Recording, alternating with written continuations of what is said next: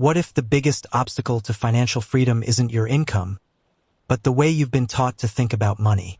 Most people spend their lives working harder, hoping that one more raise or one more promotion will finally bring financial peace. Yet many high earners remain financially stressed, while ordinary people quietly build lasting wealth. Why? In this audiobook, you'll discover timeless principles that have little to do with luck and everything to do with mindset, ownership, patience, and intelligent decision-making. You'll learn why some income disappears while other income continues to grow, why small financial choices shape extraordinary futures, and how to build wealth that creates freedom, not just a bigger bank account.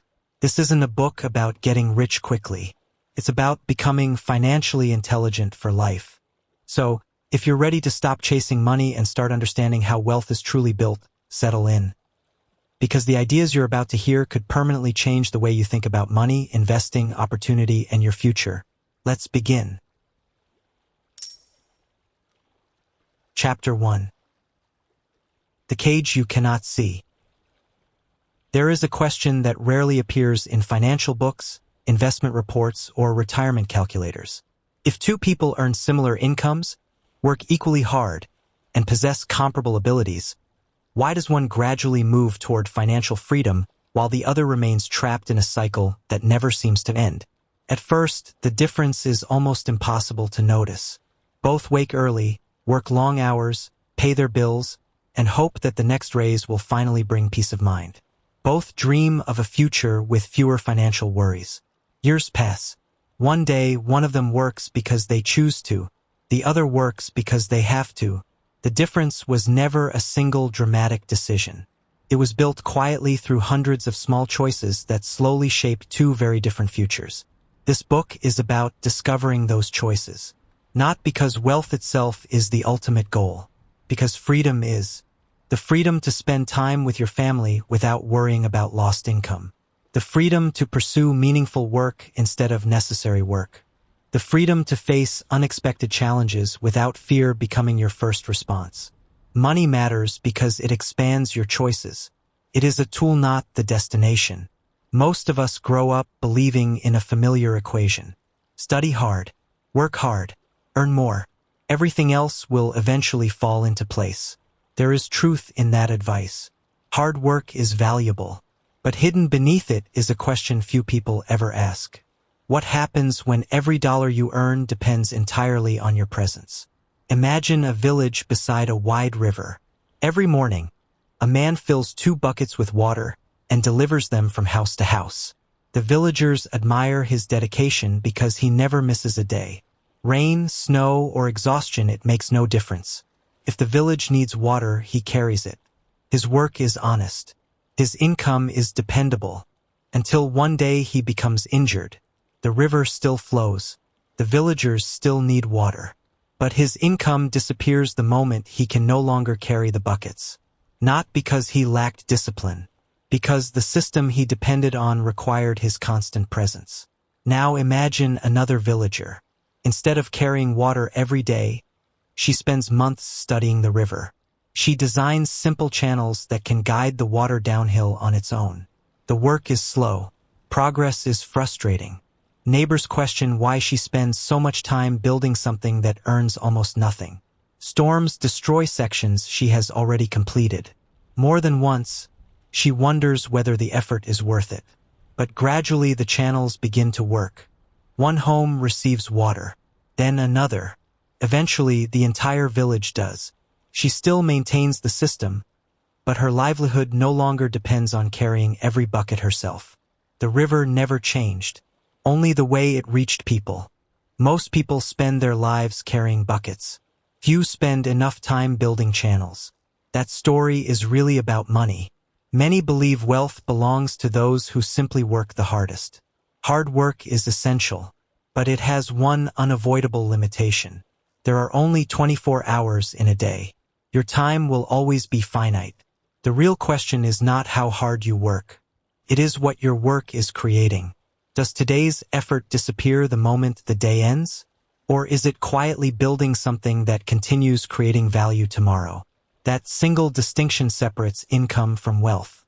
Many people imagine passive income as effortless money arriving while someone relaxes on a beach. Reality is very different.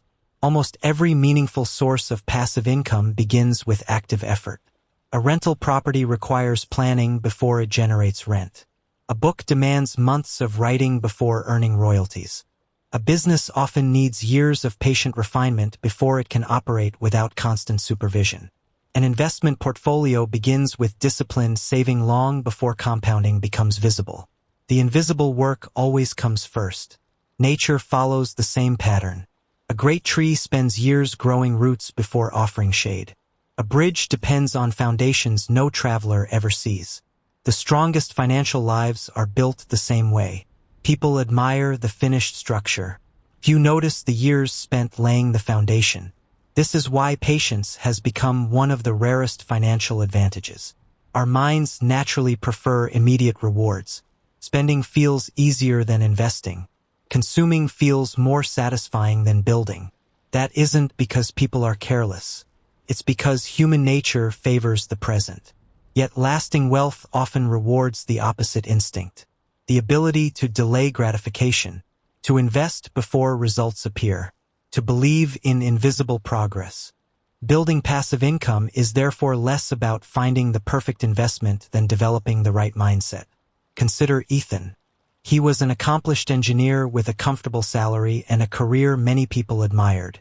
Yet every promotion seemed to bring more responsibility instead of more freedom. One evening he arrived home late to find his young daughter already asleep. On the kitchen table sat a drawing of their family. Above it she had written in uneven handwriting, "Our Saturday." It was only Wednesday. She had drawn Saturday because that was the day she expected to spend time with her father. Ethan looked at that picture for a long time. Nothing changed overnight. He didn't resign from his job or suddenly become wealthy. Instead, he asked himself a different question. Not, how can I earn more? But, what can I build today that will continue creating value tomorrow? That single question quietly redirected the next decade of his life. Notice how different those questions are. One seeks a larger paycheck. The other seeks ownership. One asks for a bigger bucket. The other begins building channels. This is where conversations about passive income often go wrong. People focus immediately on methods. Real estate, dividend investing, online businesses, royalties, digital products. These are important, but they are not the foundation. They are simply different kinds of channels. The deeper principle comes first. Financial freedom begins the moment you stop asking only how to earn your next dollar and begin asking what you can own, build, or create that continues serving others long after today's work is finished. That could be an investment portfolio, a business, a valuable skill, intellectual property, even a trusted reputation that opens opportunities for years to come. Every enduring asset begins as something small. The first investment feels insignificant. The first dividend barely seems worth noticing. The first customer arrives quietly. The first royalty payment may not even cover dinner. But lasting systems are never built all at once. They grow piece by piece, until one day they become strong enough to support a different kind of life. That is why financial freedom often looks mysterious from a distance. People notice the results. They rarely see the years of invisible construction that made those results possible. As we continue this journey, resist the temptation to search for shortcuts. Instead, search for principles. Markets will change. Technology will change. Opportunities will change. But one truth remains remarkably consistent. Those who spend every day carrying buckets may earn a living. Those who patiently build channels gradually earn something even more valuable. The freedom to decide how tomorrow will be lived. Yet one question still remains. If this path is so powerful, why do so many intelligent, hardworking people never begin? Chapter 2. The Price of Every Choice. Imagine that someone offered you a remarkable investment. For every dollar you placed into it today, your future would quietly become a little more flexible. Not immediately, not dramatically, but year after year your options would expand. Most people would ask only one question. What is the return? Few would ask a more important one. What will it cost me if I never invest at all? That question sits at the heart of nearly every financial decision we make. Because every choice carries two prices. The one we can see, and the one we rarely notice. The visible price is easy to understand. It appears on receipts, invoices, and monthly statements. The invisible price is different. It is the future we quietly give away each time we choose one path instead of another. Economists call this opportunity cost. But behind the technical phrase lies a deeply human truth. Every yes is also a no. The challenge is that the no is usually silent. It never sends a bill. It never announces itself. Years later, however, it often becomes impossible to ignore. Consider Daniel. At 32, he managed a successful neighborhood restaurant. His work ethic was unquestionable. He accepted every extra shift, covered for coworkers without complaint, and rarely turned down overtime.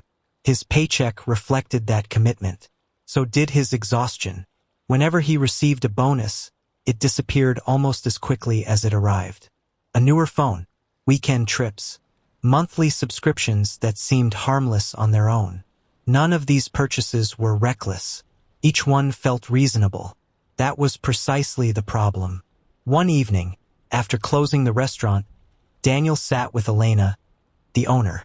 She had built the business over nearly 20 years. As they reviewed the day's numbers, Daniel laughed. "I don't know how you do it," he said. "You're here less than I am, but somehow you make more." Elena smiled. "I used to think exactly the same way," she replied. She reached for two menus lying on the counter. "If I sell this menu today," she said, lifting one, "I earn money once." Then she tapped the other. "But if I create a restaurant that can sell thousands of menus every year, I'm no longer being paid for my hours. I'm being rewarded for building a system." Daniel nodded politely, but the idea stayed with him long after the conversation ended. Over the following weeks, he began noticing something he had never seen before. Nearly everyone around him was making decisions based only on today's cost. Very few considered tomorrow's opportunity. A coworker financed an expensive car because the monthly payment seemed affordable. Another delayed contributing to a retirement account, promising to start next year. Friends celebrated pay raises by increasing their spending before increasing their savings. None of them intended to make poor financial decisions. They were simply reacting to what was visible. The hidden cost remained out of sight. Imagine planting two small trees. The first is watered every week. The second is ignored because it still looks too small to matter. For months, the difference seems insignificant. Then one summer arrives hotter than any before it. One tree provides shade. The other struggles to survive. Financial choices often unfold the same way. The consequences rarely appear immediately. Time quietly reveals what impatience cannot. This is why wealth is so often misunderstood. People assume major financial outcomes come from major decisions. Sometimes they do. More often, they emerge from ordinary choices repeated hundreds of times. A dinner out instead of an investment. Another year without learning a new skill. Waiting for the perfect time to begin. None of these moments seem life-changing. Together, they often are. This is not an argument against enjoying life. Money is meant to improve life, not postpone it indefinitely. The real question is whether today's pleasures are borrowing too heavily from tomorrow's possibilities. That balance looks different for everyone.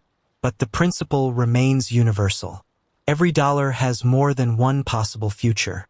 So does every hour. Many people think of time as something they spend. Wealth builders gradually learn to think of time as something they allocate. Some hours generate income only once. Others build knowledge, relationships, systems, or assets that continue creating value for years. Those hours often appear less productive in the moment. They are usually the most valuable in the long run. Daniel decided to experiment. Instead of accepting every overtime shift, he reserved one evening each week for learning. At first, it felt uncomfortable.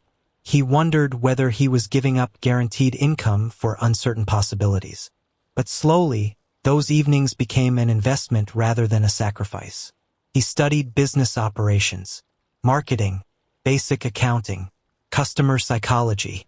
He spoke with entrepreneurs instead of only coworkers. Months passed. Nothing dramatic happened. Then something unexpected did. He stopped thinking like an employee whose value depended only on effort. He began thinking like a builder searching for better systems. His questions changed. Instead of asking, "How can I work more?" he asked, "How can this process work better?" Instead of solving today's problems, he started preventing tomorrow's. That shift transformed more than his career, transformed his identity. This is one of the quietest forms of compounding.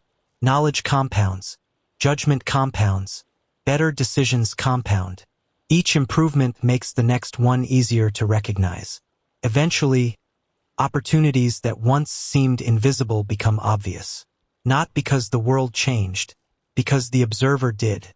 Perhaps that is why two people can read the same book, earn the same salary, or work in the same company and still build entirely different futures. Their circumstances may be similar. Their decisions are not. Every choice becomes a vote for the person they are becoming. One vote rarely changes the outcome. Thousands of votes almost always do. There is another reason opportunity cost remains hidden. It asks us to value what does not yet exist. The investment account we have not opened. The business we have not started. The skills we have not learned.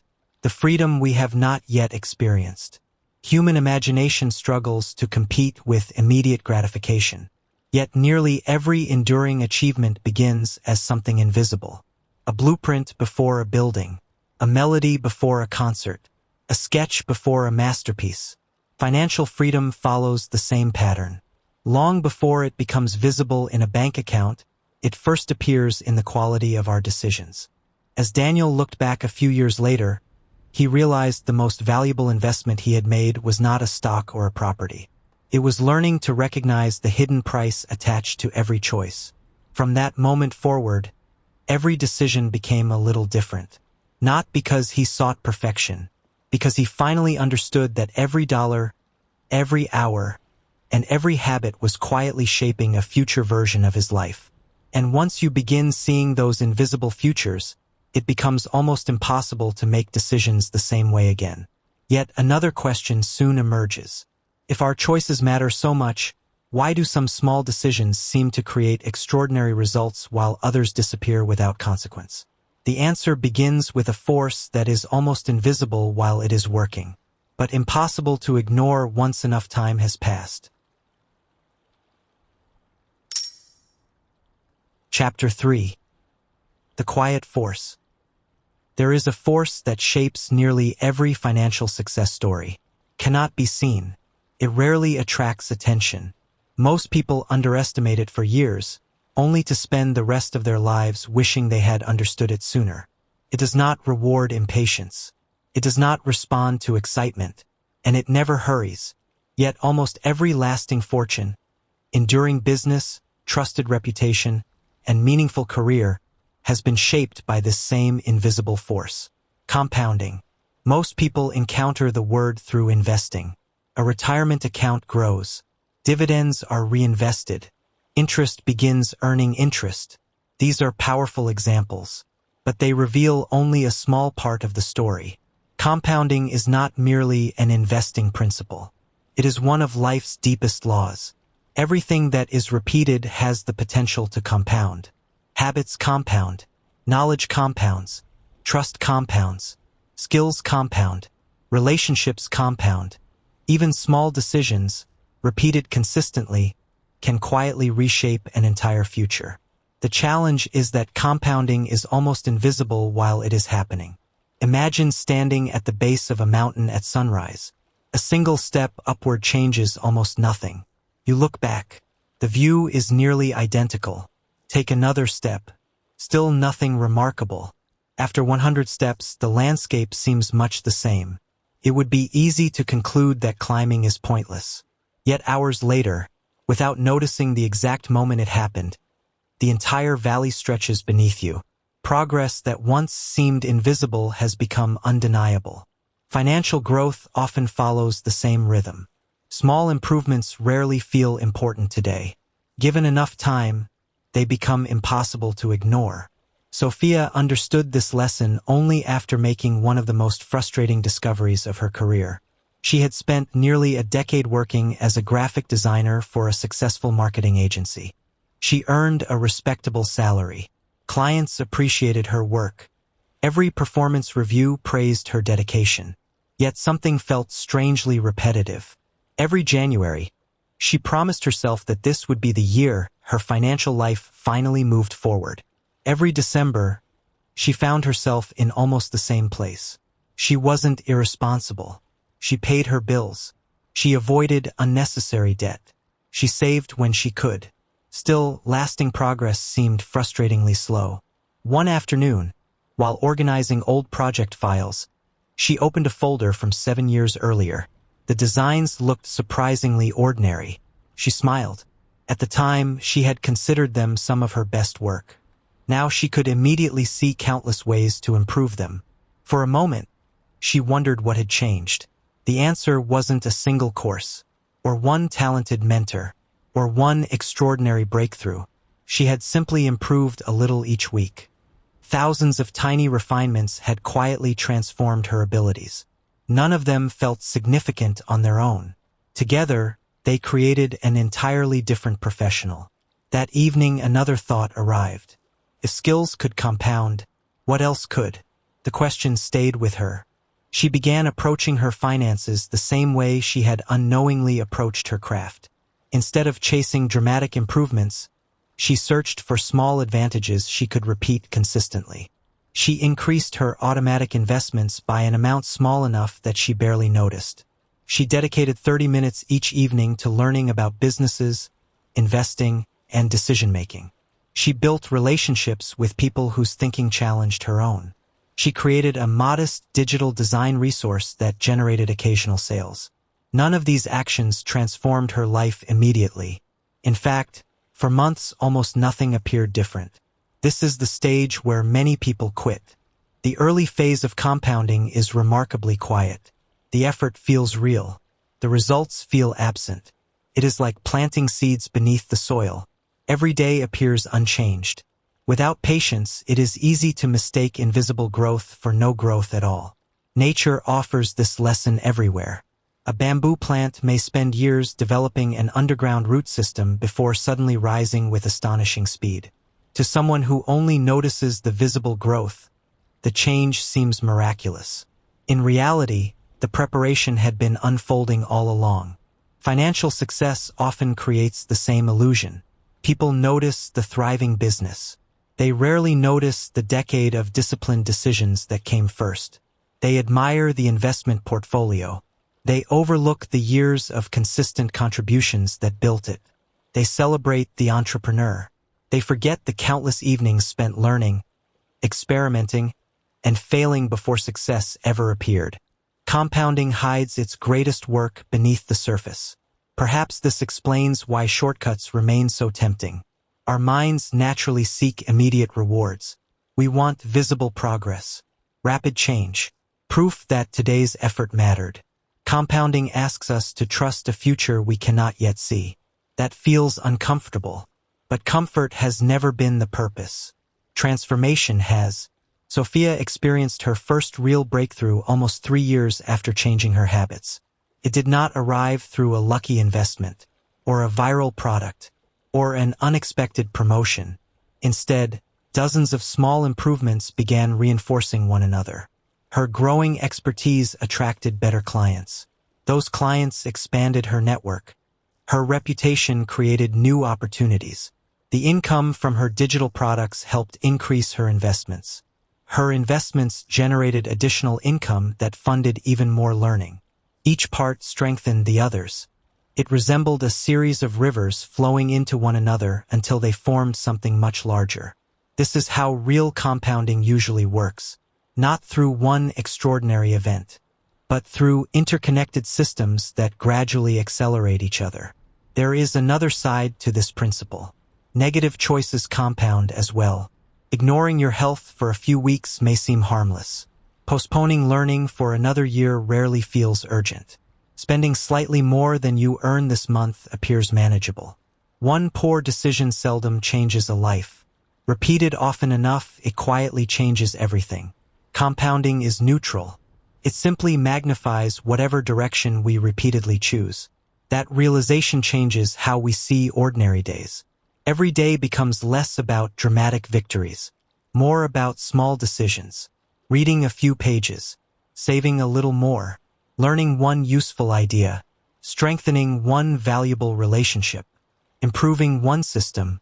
Individually, these actions appear insignificant. Collectively, they become extraordinary. This is why patient people often seem surprisingly fortunate. From a distance, others notice only the outcome. They mistake years of invisible consistency for sudden success. Luck certainly exists, but many forms of apparent luck are simply compounded preparation meeting opportunity. Sophia eventually described her financial life in a way that surprised even her closest friends. "It never felt like I was making huge progress," she said. "It just became harder and harder to recognize the person I used to be." Perhaps that is the most powerful form of wealth. Not simply having more, but becoming someone capable of creating more value with greater wisdom, confidence, and patience. Money eventually reflects that transformation. It does not create it. As you continue listening, remember this. Never underestimate small decisions simply because they produce small results today. The strongest bridges are built from countless connected pieces. The greatest libraries are assembled one book at a time. The tallest forests begin with seeds almost too small to notice. Financial freedom follows the same quiet pattern. It asks very little from us each day. Only consistency, only patience, only another thoughtful decision, then another, and another. Yet one mystery still remains. If compounding is so powerful, why do intelligent people so often interrupt it just before it begins to reward them? The answer has less to do with money than with one of the strongest emotions human beings will ever face: fear. Chapter 4. The fear that costs the most. There is a moment that quietly changes the future of nearly every investor, entrepreneur, and wealth builder. It is not the moment they make their first investment, or launch their first business, or receive their first profitable opportunity. It is the moment fear asks a simple question. What if this doesn't work? Everyone hears that question. The difference is not who experiences fear. The difference is how they respond to it. Many people believe financial success belongs to those who are naturally confident. Reality suggests something different. The people who build lasting wealth are rarely fearless. They simply learn that fear is a poor financial advisor. Fear has protected humanity for thousands of years. It warned our ancestors about danger. It encouraged caution when survival was uncertain. Without fear, civilization would never have lasted. The problem is that the modern financial world often asks us to make decisions our ancient instincts were never designed to handle. Saving money instead of spending it. Investing despite temporary uncertainty. Building a business before knowing whether customers will appear. Waiting years for results that cannot yet be seen. To the emotional brain, these choices often feel uncomfortable. Not because they are dangerous, because they are unfamiliar. Nathan discovered this in the spring of his 35th year.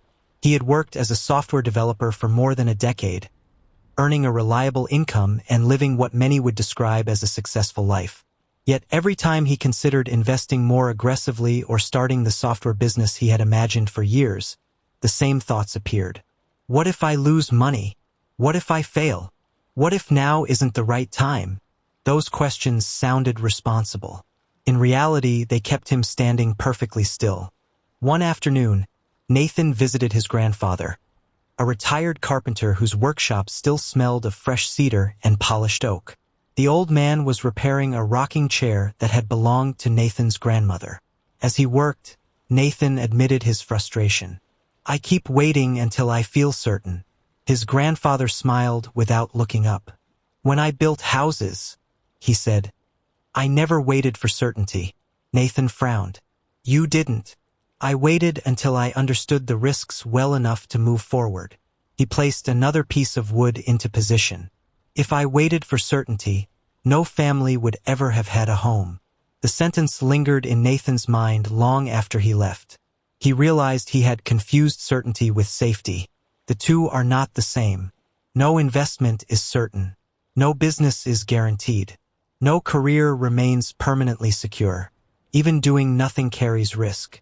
Perhaps the greatest financial misunderstanding is believing that avoiding action also avoids danger. It doesn't. It simply chooses a different kind of risk. A person who never invests avoids market volatility. They also risk never allowing their savings to grow meaningfully. Someone who refuses to learn new skills avoids temporary discomfort. They may also risk becoming less valuable in a changing economy. An entrepreneur who never begins protects themselves from failure. They also surrender the possibility of creating something remarkable. Every path contains uncertainty. The question is not whether risk exists. It is which risks are worth accepting. This is where thoughtful wealth builders begin thinking differently. Instead of asking, "How can I eliminate risk?" they ask, "How can I understand it?" Understanding transforms fear. Imagine crossing a suspension bridge on a foggy morning. If you know nothing about engineering, every movement feels alarming. The bridge sways, the cables hum softly in the wind. Your imagination quickly fills the gaps. Now imagine walking beside the engineer who designed it. The bridge still moves, the wind still blows, but your understanding changes the experience. Confidence rarely comes from the absence of uncertainty. It comes from understanding what you are standing on. Finance works the same way. Knowledge does not remove every risk.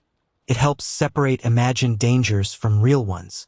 Nathan began studying investments with a different goal. Not to predict the future, to better understand probability. He stopped searching for perfect opportunities. Instead, he looked for decisions where the potential reward justified the possible downside. Some investments he rejected.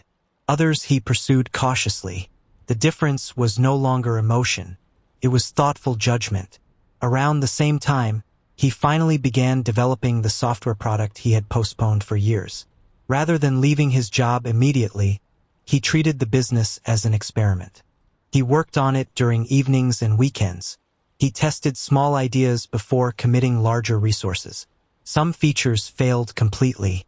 Others attracted unexpected interest. Each mistake taught him something valuable before it became expensive. He had not removed risk. He had reduced unnecessary risk through learning. That distinction changed everything. Fear often speaks in absolutes. It will never work. You'll lose everything. Wait until the timing is perfect. Wisdom speaks differently. What evidence supports this fear? What assumptions am I making? What is the cost of never trying? Those questions rarely eliminate uncertainty. They replace panic with perspective. There is another emotion that quietly accompanies fear: regret. Many people fear making the wrong decision. Far fewer consider the regret of never making a decision at all. Years later, Nathan looked back on the projects that had failed. Some lost money. Some attracted almost no customers. None troubled him. The opportunities he regretted most were the ones he never explored. The investments he never researched. The ideas he dismissed before giving them a chance. The conversations he never started. Those possibilities disappeared without ever revealing what they might have become. That is the quiet cost of fear. It rarely announces itself today. It often arrives years later, disguised as missed opportunity. Of course, courage does not mean acting recklessly. A thoughtful investor studies before investing. A responsible entrepreneur prepares before launching. A wise family builds emergency savings before taking larger financial risks. Preparation is not the opposite of courage. It is one of its foundations. The goal is never blind confidence. The goal is informed confidence. Confidence earned through understanding. As Nathan's business slowly grew, friends often commented on how brave he had become. He smiled each time he heard it. The truth was simpler. He was not less afraid. He was less controlled by fear. There is a profound difference. Financial freedom does not belong to people who never feel uncertain. It belongs to people who continue learning despite uncertainty, who continue investing despite temporary volatility, who continue building despite imperfect conditions, who understand that progress rarely belongs to those waiting for complete certainty. Every meaningful journey begins before certainty arrives. Every great business begins before every answer is known. Every investment begins before the future becomes obvious. By the time certainty appears, the greatest opportunities are often behind us. As you reflect on your own financial life, consider a quiet question. What opportunity has fear persuaded you to postpone? Not to encourage reckless action, but to invite honest reflection. Because sometimes the most expensive financial decision is not the mistake we make. It is the possibility we never allow ourselves to explore. Yet another force quietly shapes those decisions. It influences what we buy, what we avoid, what we believe is valuable, and often we never realize it is guiding us at all. That force is incentive. Understanding it may change the way you see money, business, and even human behavior forever. Chapter 5. The Invisible Strings. Walk into any busy shopping district on a Saturday afternoon, and you'll see thousands of decisions unfolding at once. Someone leaves a store carrying a watch they hadn't planned to buy. A family upgrades to a larger car. An investor sells shares after reading a frightening headline. A business owner launches a new product. On the surface, these choices appear unrelated. Look a little deeper, however, and a common pattern begins to emerge. Behind every decision lies an incentive. People often believe they make decisions based purely on logic. In reality, incentives quietly shape far more of our behavior than we realize. Change the incentive, and behavior often changes with it. Understanding this simple truth is like learning to see invisible strings that influence the world around us. Once you notice them, they become difficult to ignore. Lena discovered this during her first year as the manager of a neighborhood bookstore. The store had loyal customers, knowledgeable staff, and a carefully selected collection of books. Yet sales barely changed from month to month. Everyone assumed the problem was competition. Online retailers, ebooks, changing reading habits. Each explanation sounded reasonable, but none fully explained why some weeks were surprisingly successful while others felt strangely quiet. One evening, after closing the store, Lena walked slowly through the aisles. She wasn't looking at the books. She was watching the paths customers had taken throughout the day. Most visitors entered, glanced around for a few minutes, and left. Very few explored beyond the front shelves. The problem wasn't the books. It was the experience. Over the next month, she made a series of small changes. Comfortable chairs appeared near the history section. Handwritten recommendations replaced generic display cards. A small coffee counter welcomed visitors near the entrance.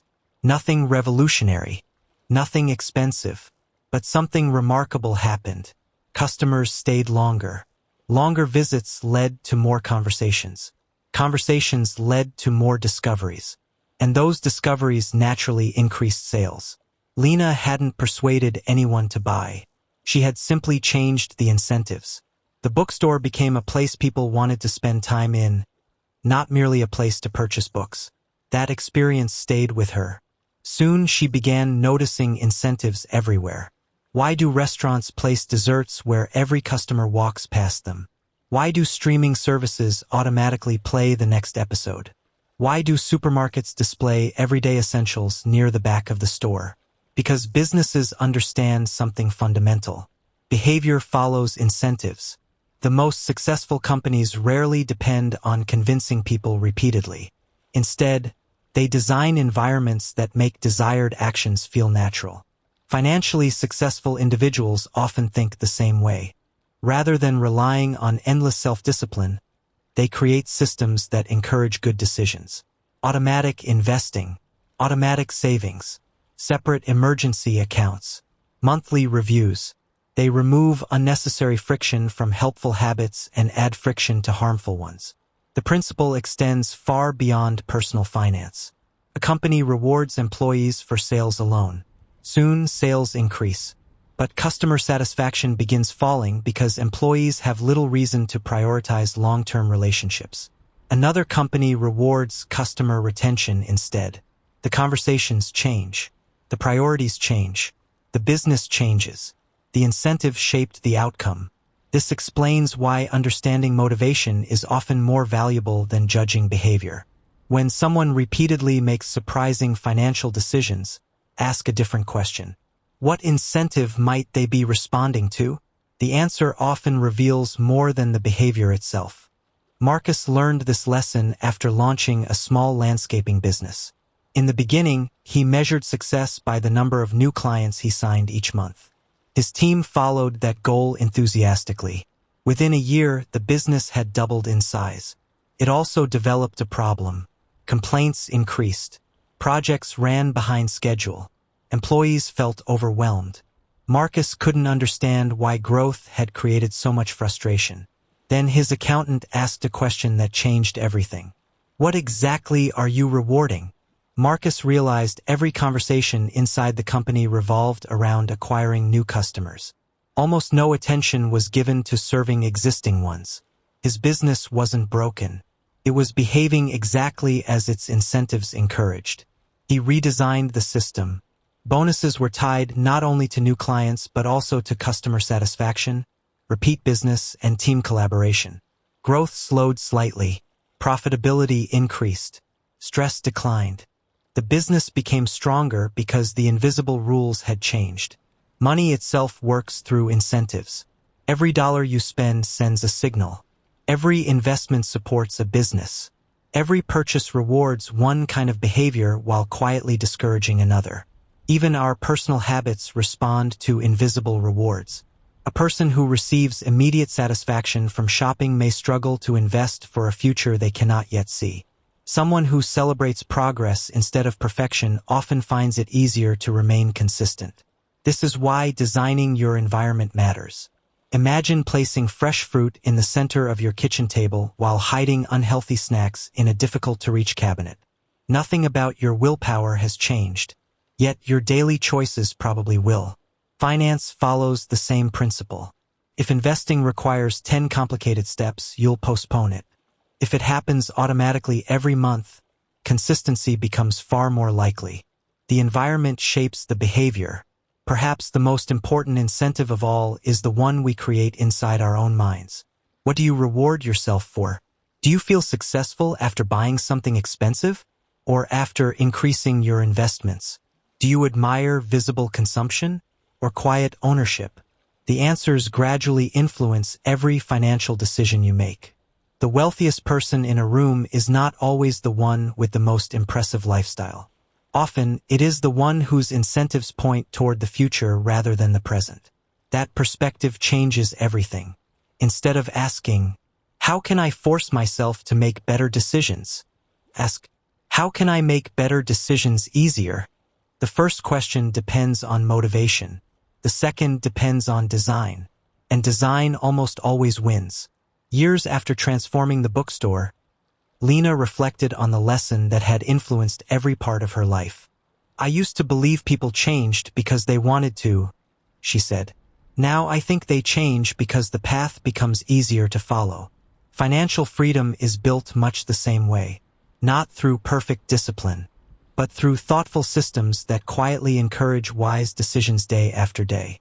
Because in the end, our lives are shaped less by the occasional extraordinary choice than by the ordinary choices we repeat without thinking. And those choices are often guided by incentives we never knew existed.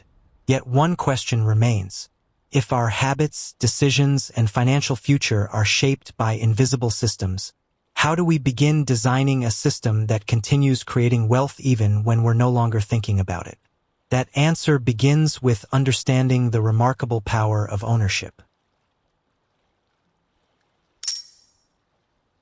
Chapter 6. The Ownership Advantage. Imagine two people planting trees on the same day. The first spends every afternoon gathering fruit from trees that belong to someone else. At sunset, They are paid for every basket they fill. The work is honest and the income is dependable. But each morning they begin again with empty hands. The second person also works hard. Yet after each day's labor, they plant one more tree of their own. For a long time, the difference between them is almost invisible. Years later, it becomes impossible to miss. One still depends on harvesting. The other owns the orchard. That quiet difference captures one of the most important ideas in wealth building. Income can improve your life. Ownership can transform it. Most people are introduced to money through work. We exchange time, effort, and skill for a paycheck. It is a practical and honorable way to begin. The challenge arises when earning becomes the only financial strategy we ever develop. Because wages, no matter how generous, usually depend on continued effort. Ownership changes the relationship. Instead of being paid only for what you do, you begin sharing in the value of what you own. This principle appears everywhere. A shareholder owns a small part of a business. A landlord owns property that provides housing. An author owns intellectual property. An entrepreneur owns a company that serves customers. Different assets, the same underlying idea. Ownership allows your effort to continue producing value beyond the moment it was created. Grace understood this lesson almost by accident. She had worked as a physical therapist for nearly 15 years. Her days were filled with helping people recover from injuries, regain strength, and return to their lives. She loved the work, but she noticed an uncomfortable pattern. Each year she earned slightly more. Each year she also became busier. More appointments, more paperwork, more responsibility. Her career was growing. Her freedom wasn't. One afternoon, while waiting for a patient, she spoke with an older colleague who was approaching retirement. "I wish I had understood ownership earlier," he said. Grace assumed he was talking about real estate. Instead, he smiled. "I spent decades becoming excellent at my profession," he explained. "I never asked how my knowledge could continue helping people after I finished each workday." That conversation stayed with her. Over the following months, Grace began noticing opportunities she had overlooked for years. Patients often asked the same questions after treatment. Instead of answering each one individually, she developed a series of educational guides they could access anytime. Later, she collaborated with other therapists to create online rehabilitation courses. Eventually, clinics in other cities began licensing those materials. Grace still practiced therapy, but now part of her income came from knowledge she had already created. She had not stopped working. She had started owning. That distinction quietly changed everything. Many people think ownership requires enormous wealth. It rarely does. Ownership often begins with something much smaller. A single share in a business, a carefully built investment portfolio, a digital product, patent, a rental property, piece of creative work. Even a small ownership stake teaches a different way of thinking. Employees often ask, "How much will I earn this month?" Owners begin asking, "How much value can this continue creating over time?" Neither question is wrong. One simply reaches further into the future. There is another advantage to ownership that is easy to overlook. Owners naturally begin seeing the world differently. Walk into a neighborhood cafe. Most customers notice the menu. The owner notices customer flow, operating costs, employee morale, and whether people return the following week. Ownership changes attention. It trains the mind to observe systems rather than individual events. Investors develop a similar habit. Instead of asking whether a company's stock price moved today, they ask whether the underlying business is becoming stronger. Are customers returning? Is management making wise decisions? Is value being created? The focus shifts from short-term movement to long-term progress. That perspective is surprisingly rare. Modern life encourages constant activity. Refresh the market. Check the news. Watch prices rise and fall. Ownership encourages something different. Patience. When you own a productive asset, your greatest advantage often comes from allowing time to do its work. This is why some of the world's most successful investors spend surprisingly little time buying and selling. Their attention is directed toward quality rather than constant action. Grace experienced this shift herself. In the beginning, she checked the performance of her investments almost daily. Every market decline felt personal. Every gain felt exciting. Over time, something changed. As her portfolio grew alongside her educational business, she became less interested in daily fluctuations. Her confidence no longer came from knowing what the market would do tomorrow. It came from understanding what she owned. That distinction brought an unexpected sense of calm. Ownership also changes how setbacks are viewed. A worker who loses a paycheck faces an immediate problem. An owner whose business encounters difficulties looks for ways to improve the system. One perspective reacts, the other adapts. Neither journey is free from hardship. But ownership encourages resilience because it focuses on building rather than simply earning. Of course, ownership carries responsibility. Businesses require thoughtful leadership. Investments involve risk. Properties demand maintenance. Nothing valuable is entirely effortless. Yet responsibility is not the opposite of freedom. Often it is the path toward it. The freedom people admire is usually supported by years of responsible decisions that no one witnessed. Perhaps this is why ownership remains one of the quietest forms of wealth. It rarely announces itself. A diversified investment portfolio attracts little attention. Royalties arrive without applause. A well-managed business often looks ordinary from the outside. But beneath that quiet surface, productive assets continue creating value. Day after day, year after year, long after the original effort has ended. Grace once reflected on the difference between her younger and older self. "I used to believe success meant becoming more valuable at my job," she said. "Now I think it means building things that remain valuable even when I'm not in the room." That single insight changed how she approached every opportunity. When learning a new skill, she asked how it might become an asset. When saving money, she looked for opportunities to own productive investments. When solving problems, she considered whether the solution could help more people than the one standing in front of her. She no longer saw wealth as something earned once. She saw it as something built repeatedly through ownership. As you consider your own financial journey, ask yourself a quiet question. What do I currently own that continues creating value after today's work is finished? If the answer feels small, don't be discouraged. Every orchard begins with a single tree. Every investment portfolio begins with one contribution. Every successful business begins with one customer. Every meaningful asset begins with one thoughtful decision to build instead of merely consume. Ownership is rarely a single event. It is a habit, a mindset, a gradual shift from depending entirely on today's effort to creating value that reaches into tomorrow. And once you begin thinking like an owner, another question naturally follows. If ownership is the foundation of lasting wealth, what determines whether one asset becomes extraordinary while another quietly disappears? The answer lies in understanding one of the most overlooked principles in finance. Not growth, not profit, but value. Chapter 7. The Hidden Meaning of Value. Walk through an antique market with two visitors. One sees a dusty wooden chair worth almost nothing. The other quietly pauses. They notice the craftsmanship, the age of the wood, the hand-carved details, and the maker's signature hidden beneath the seat.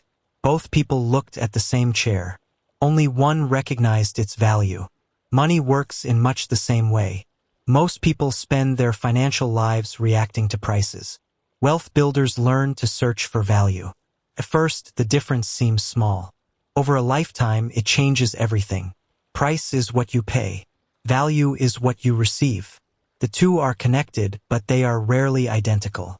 A costly purchase can deliver little value. A modest investment can transform an entire future.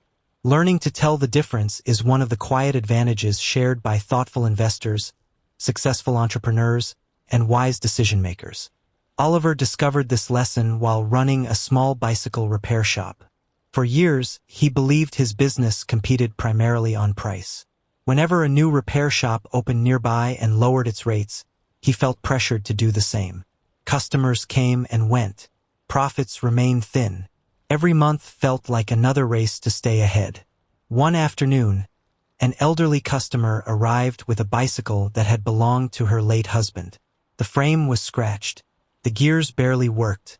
The paint had faded after decades of use. As Oliver carefully restored it, the woman returned a week later with tears in her eyes. "You didn't just repair a bicycle," she said softly.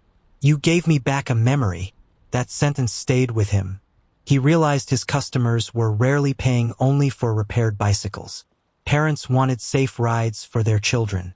Commuters wanted reliability on busy mornings. Cyclists wanted confidence before long journeys. Collectors wanted history preserved. His work had always created more value than he had recognized. Only his pricing had failed to reflect it. Gradually, Oliver changed the way he ran the business. Instead of advertising the lowest prices, he focused on exceptional craftsmanship, honest advice, and long-term relationships. He explained repairs clearly. He remembered returning customers by name. He guaranteed his work. Some people chose cheaper alternatives.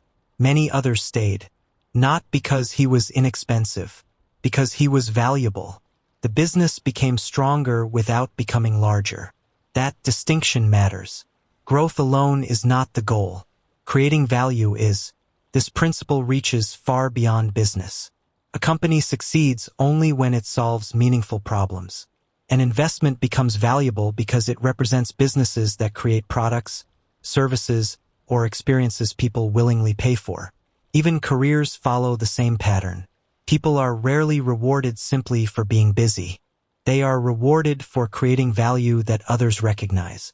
This is why income often grows alongside usefulness. Not immediately, but consistently over time. Imagine two bridges crossing the same river. One is built quickly with the cheapest materials available. The other takes longer. Its foundation is stronger. Its design anticipates decades of changing weather. The first bridge costs less today. The second creates far more value over time. Wise financial decisions often resemble the second bridge. They prioritize durability over immediate appearance. This is one reason patient investors frequently outperform impatient ones. The market often reacts to excitement. Value develops quietly. A well-managed business may receive little attention for years before its true strength becomes obvious. An overlooked skill may seem ordinary until demand suddenly rises. A trustworthy reputation grows slowly, yet once established, it opens opportunities that cannot easily be purchased. Value compounds because trust compounds. Sophia, a furniture designer, understood this better than anyone expected. When she opened her workshop, larger manufacturers offered cheaper products delivered much faster. Friends encouraged her to compete on price. Instead, she chose another path. She used better materials. She listened carefully to every client. She handcrafted each piece as though it would remain in the family for generations. Business was slow. Some months felt discouraging. Yet customers who purchased one table often returned years later for bookshelves, cabinets, or dining sets. Then they recommended her to friends. Her workshop never became the biggest in the city. It became one of the most trusted. Trust itself had become an asset. That realization reshaped how Sophia viewed wealth. Every thoughtful decision either strengthened or weakened the trust she was building. The same is true in investing. Markets constantly offer distractions. A fashionable company attracts headlines. Another promises extraordinary returns. Prices move dramatically. Attention follows excitement. But thoughtful investors often ask quieter questions. Does this business genuinely improve people's lives? Does it solve an important problem? Would customers willingly return even if competitors appeared tomorrow? These questions focus on value rather than popularity. Popularity changes quickly. Value tends to endure. This idea also changes how we think about ourselves. Many people ask, how can I earn more? A more useful question is, how can I become more valuable? Learning a new skill, improving communication, understanding technology, developing leadership, solving difficult problems. These investments rarely produce overnight rewards, but they increase your ability to create value wherever you go. And value has a remarkable habit of attracting opportunity. There is another lesson hidden inside this principle. Not everything valuable can be measured immediately. Reading a book may not increase your income next week. Building strong relationships may not produce visible rewards this month. Learning patience may never appear on a financial statement. Yet each quietly influences the quality of future decisions. Some of the greatest assets we own cannot be counted. They can only be experienced. Oliver eventually reflected on the transformation of his repair shop. The biggest change wasn't my business, he said. It was the way I began seeing people. He no longer viewed customers as transactions. He saw them as individuals trusting him with something meaningful. That shift improved every decision he made. Because when value becomes your focus, profit often follows naturally. The opposite is rarely true. Perhaps this explains why the strongest businesses often appear surprisingly ordinary. They spend less time chasing attention and more time solving real problems. They understand that lasting wealth is created not by extracting value from others, but by creating value for others. Money simply measures that exchange. As you think about your own financial future, consider one quiet question. If someone looked closely at your work, your investments, or your daily habits, would they see someone chasing price or someone patiently creating value? The answer may reveal more about your future wealth than any market prediction ever could. Yet another mystery remains. If creating value is the foundation of wealth, why do some people protect and multiply that value for decades while others lose it almost as quickly as they build it? The answer begins with a principle that often appears ordinary, but may be the greatest financial advantage of all. Margin of safety. Chapter 8. The margin that protects tomorrow. Imagine two sailors preparing for the same journey. The weather forecast is favorable. The sea appears calm. The destination is familiar. The first sailor loads exactly enough fuel to complete the trip. No more, no less. The second sailor carries extra fuel, additional supplies, spare equipment, and a little more time than the journey should require. To an observer, the second sailor seems overly cautious. Until the weather changes. A stronger current appears. The wind shifts unexpectedly. What once looked like unnecessary preparation quietly becomes the reason one boat reaches home safely. Financial life works in much the same way. Most people think wealth is built by maximizing returns. Often, it is preserved by creating margins of safety. A margin of safety is simply the space between surviving and struggling.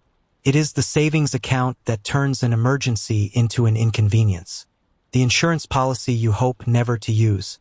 The diversified portfolio that prevents one mistake from becoming a disaster. The skills that create opportunities when one career path suddenly changes. These choices rarely feel exciting. That is precisely why they are so powerful.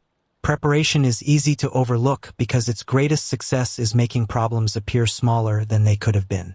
Ryan learned this lesson in a way he never expected. He owned a small manufacturing company that produced custom furniture for local businesses. For nearly a decade, demand steadily increased. Orders arrived faster than his team could complete them. Every year brought higher revenue. Friends congratulated him on his success. Yet behind the scenes, Ryan was making one dangerous assumption. He believed the good times would continue indefinitely.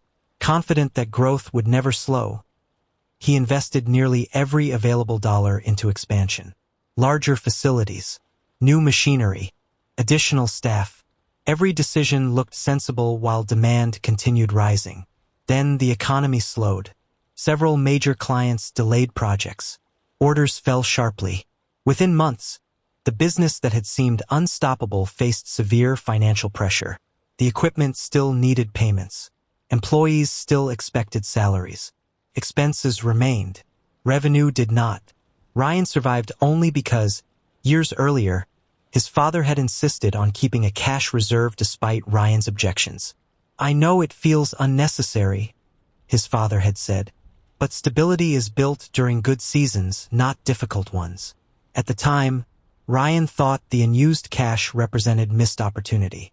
Now he understood it represented something far more valuable. Time. The reserve gave him months to adapt instead of weeks to panic. He renegotiated contracts, improved efficiency, expanded into new customer segments.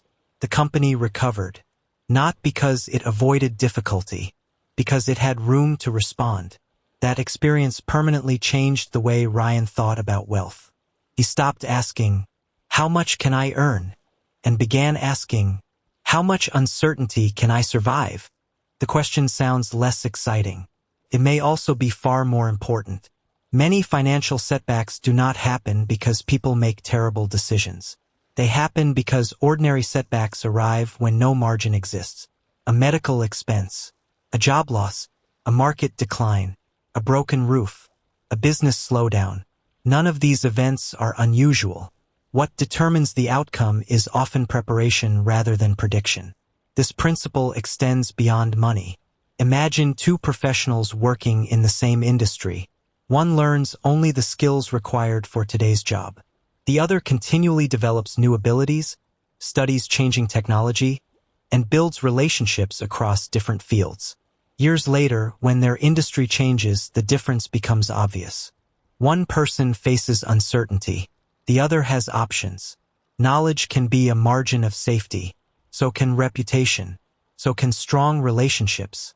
Financial resilience is rarely built from one protective decision. It grows from many layers supporting one another. Investments, emergency savings, multiple income streams, continuous learning, healthy financial habits. Each layer strengthens the next. Like the cables of a suspension bridge, no single strand carries the entire weight. Together, they create remarkable strength. This is why thoughtful investors often disappoint people looking for dramatic stories. They rarely chase every exciting opportunity. They willingly leave some potential profit on the table if it reduces the possibility of catastrophic loss. To many observers, this appears overly cautious. Yet history repeatedly reminds us that surviving difficult periods is often the greatest investment advantage of all.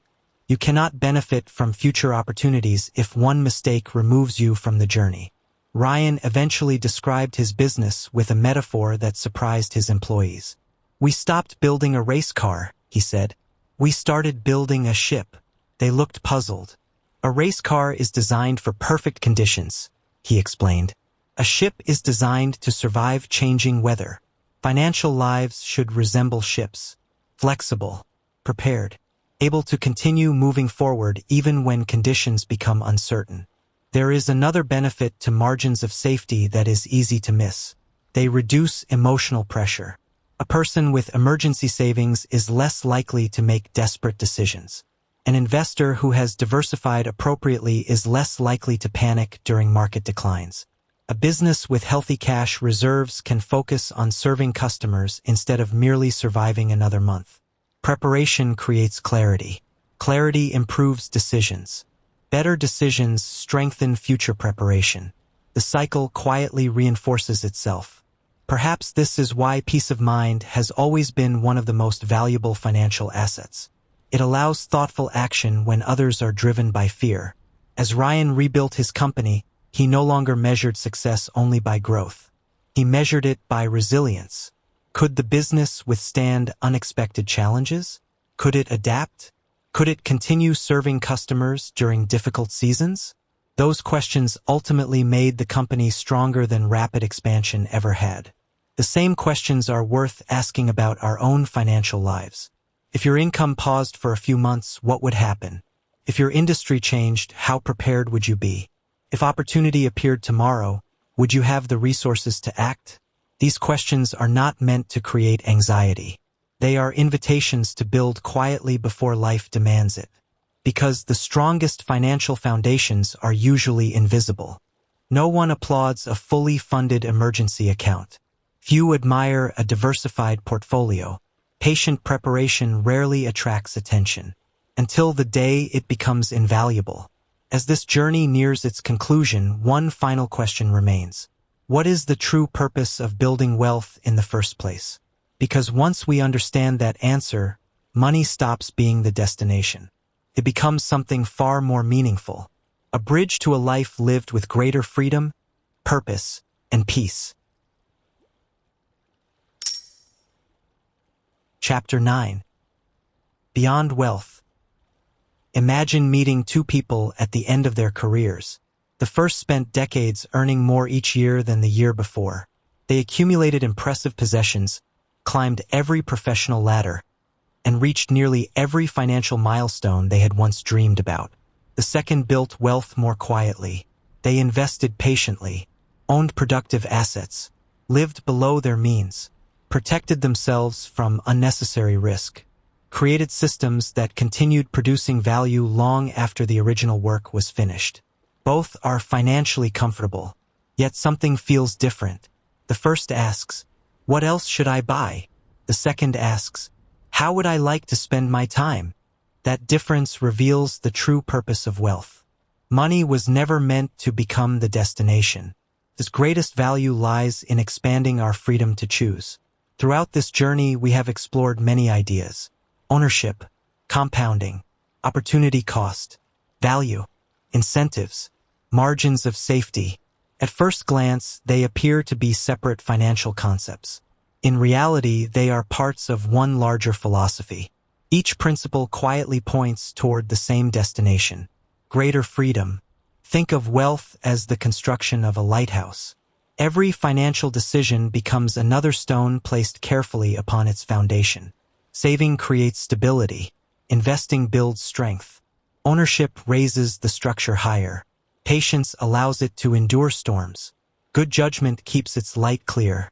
Over time, the lighthouse begins serving a purpose far greater than itself. Provides guidance, security, confidence, not only for the person who built it, but often for others as well. Real wealth behaves much the same way. It extends beyond bank accounts. It influences families, communities, future generations. Maya understood this after selling the business she had spent 25 years building. Friends assumed she would finally slow down. Instead, she became busier than ever. Not because she needed more money, because she finally had complete control over her time. She mentored young entrepreneurs, volunteered with local schools, supported businesses started by first-generation founders. She once explained her decision in a way that stayed with everyone who heard it. "I spent years believing money would make me successful," she said. "Eventually I realized it simply gave me the freedom to spend my life on what mattered most." That insight changed everything. Financial independence is often misunderstood. Many imagine it as escaping work forever. But meaningful work is rarely the problem. The absence of choice is the ability to choose your work, choose your schedule, choose your priorities, choose the people you spend your time with. Those freedoms represent wealth in its highest form. There is another misconception worth leaving behind. Many believe wealth belongs only to extraordinary people, brilliant investors, visionary entrepreneurs, financial geniuses. History suggests something different. Lasting wealth is more often built by ordinary people making unusually consistent decisions. People who spend less than they earn, who invest before spending, who continue learning long after formal education ends, who think in decades instead of weeks, who remain calm when others become emotional, who understand that small decisions repeated faithfully can shape extraordinary futures. None of those qualities require perfection, only patience. Perhaps that is the greatest lesson of all. Money compounds, but character compounds too. Discipline strengthens judgment. Judgment improves decisions. Better decisions build confidence. Confidence encourages thoughtful action. Over time, the person building wealth is transformed along with the wealth itself. The external result reflects an internal change. This is why chasing money alone rarely creates lasting satisfaction. Money amplifies who we already are. If our lives lack purpose, more income rarely solves the problem. If our priorities remain unclear, greater wealth often creates greater confusion. Freedom becomes meaningful only when we know what we wish to do with it. Imagine reaching a crossroads where every road is open. Without a destination, unlimited choice becomes overwhelming. With purpose, it becomes a gift. That is why financial education should never end with numbers. It should end with values. What kind of life are you trying to build? What relationships deserve more of your time? What work feels meaningful enough to continue even after money is no longer the primary motivation? What legacy will remain after the financial goals have been achieved? These questions matter because wealth is ultimately measured not only by what we own, but by what our ownership allows us to become. As Maya reflected on her journey, she realized the greatest investment she had ever made was not in her company. It was in the mindset that guided every decision along the way.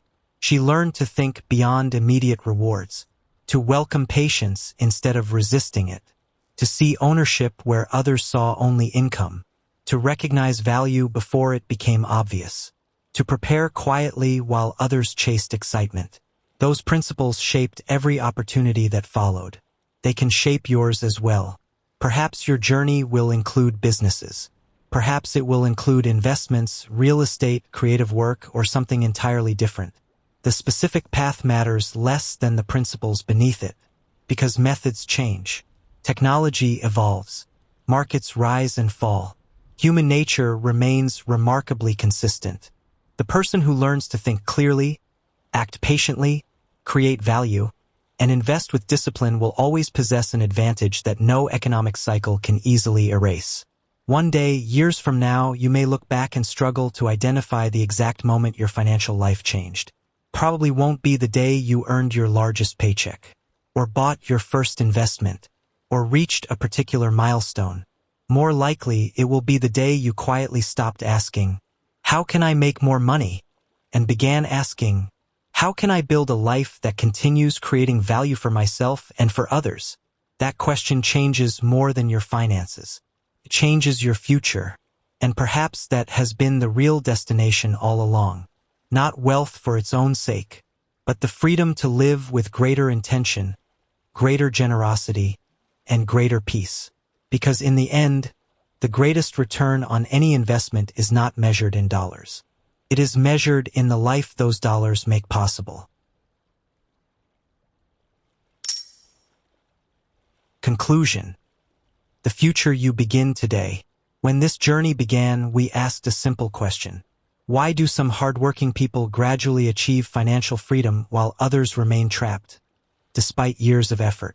The answer was never hidden inside a secret investment. It was hidden inside a different way of thinking. Along the way, we discovered that wealth is rarely created in dramatic moments. It is built through quiet decisions repeated over time. The decision to own instead of only earn, to invest instead of merely consume, to create value instead of chasing appearances, to think in decades instead of days, to prepare before uncertainty arrives, to remain patient while others search for shortcuts. None of these choices feel extraordinary on the day they are made. That is precisely why they are so powerful. Financial freedom is not a prize awarded to the lucky, nor is it reserved for people born into wealth. More often, it belongs to ordinary individuals who consistently align today's decisions with tomorrow's goals. There will always be reasons to postpone investing, reasons to delay learning, reasons to wait for the perfect opportunity. But perfection has never built lasting wealth. Progress has. Small progress, steady progress, intentional progress. Imagine standing before a blank canvas. One brushstroke changes very little. 100 brushstrokes begin to reveal a picture. Thousands create a masterpiece. Your financial life follows the same pattern. Every thoughtful decision adds another stroke. Every lesson strengthens the image. Every act of patience gives it greater depth. Eventually, you wake up one morning and realize you are living inside a future that was once only an intention. Not because of one extraordinary event, but because of hundreds of ordinary decisions that quietly accumulated over time. As you leave this audiobook, you do not need to remember every story or every example. Remember the principles. Seek ownership. Protect your future before chasing larger rewards. Create more value than you consume. Allow time to become your greatest financial partner. And whenever you face an important decision, pause for a moment and ask yourself one question. Will this choice move me closer to the life I truly want to build? If you continue asking that question honestly, the answers will gradually shape a future that no shortcut could ever provide. The journey toward financial freedom does not begin someday. It begins with the next thoughtful decision. And that decision is always available today.